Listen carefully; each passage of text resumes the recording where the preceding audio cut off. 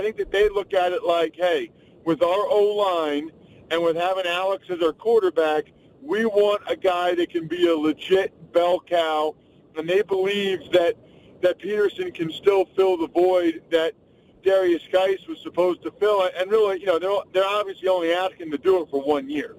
Right. I think they had thought that Bibbs and Byron Marshall might be those guys, those pass-catching alternatives to Thompson, but they may be on the outside looking in with AP. Yeah, and you know what else I would say about AP? Everybody on Twitter was like, he's done, this is stupid, I can't believe they're doing this. I would put him in like the rare category of dudes that I would never say is done, or I would never say they're done unless I'm 100% sure. Like, I've just seen that guy do too many freakish things. Like, it's almost like a Randy Moss or a Reggie White, where I'd be like, yeah, you know what? They might be done, but what the heck? With that guy, it's worth a shot. Right. Yeah, I mean, he's in that category with what he did after an ACL. I mean, even what was it, 2015, he led the NFL in rushing. Then 2016, he got hurt. And then last year, he was a terrible scheme fit for the Saints. He went to Arizona, had a nice game. They had like the worst O-line in the league, and they had a bad quarterback situation. Right. So I think behind the Redskins O-line with a good quarterback, I'm kind of intrigued to see what he can do. Well, I'm definitely intrigued, and you're just speaking to the first part of it, sort of the physical freak nature of the guy. One of the guys was telling us that a staffer tweeted us or told us behind the scenes that they saw the 5 workouts, and AP was the only guy like a sweat in the 30-minute workout. The other guys were gassed.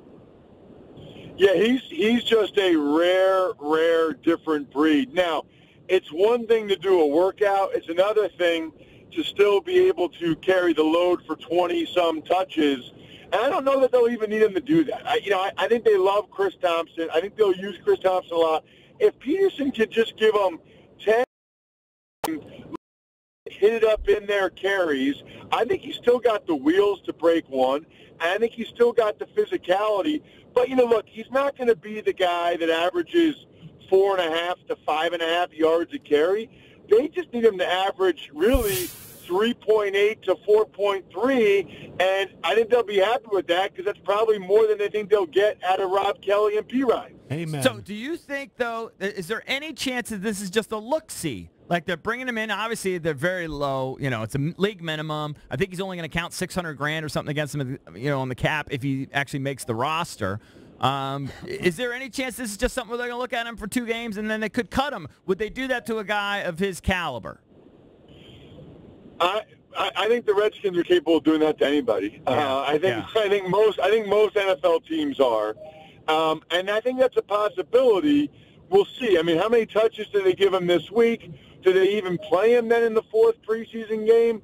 There is a possibility. They're not paying him very much, but there is always the possibility that they cut him before the first game and then just sign him the Monday after that so that his salary is not guaranteed. So if he doesn't have anything left, they can get rid of him at any time. That's a possibility for him too. I don't know that that's what they'll end up doing, but that's a possibility. I don't think so. I think that they saw enough from the workouts that they think, you know what, this guy can give us what we need for this year.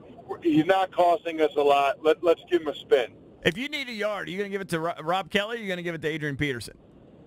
Peterson. Yeah. That's going to be interesting.